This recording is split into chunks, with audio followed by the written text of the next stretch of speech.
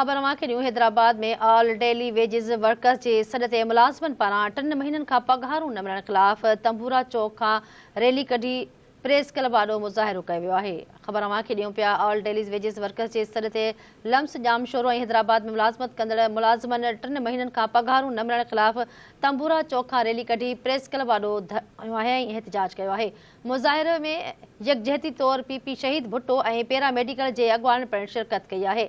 Civil अस्पताल हैदराबाद में 4 सालनि खां कॉन्ट्रैक्ट ते मुक़रर आहियूं, पको करण बदिरां 3 महीननि खां पघार बंदि कई वई आहे। हक़नि जी हासिलात लाइ एहतजाज करण ते नौकरियुनि तां बेदख़ल कयो वियो आहे। जी नाज़रीन, तव्हांखे ॿुधायूं त मुलाज़िमनि जो चवणु आहे त सिविल अस्पताल हैदराबाद में 4 सालनि खां कॉन्ट्रैक्ट ते आहियूं, पको करण बदिरां 3 महीननि जूं पघारूं न ॾिनियूं वयूं आहिनि। हक़नि जी हासिलात लाइ एहतजाज करण ते नौकरीअ तां बेदख़ल कयो वियो आहे। मुलाज़िमनि जो चवणु आहे त अस्पताल जो director admin Abdul Sattar Jatoi, MS Ghulam Qadir दल ऐं MS डॉक्टर शौकत लाखो एहतजाज करण बाद मछिजी मुलाज़िमनि ते बेदख़ल करे छॾियो आहे।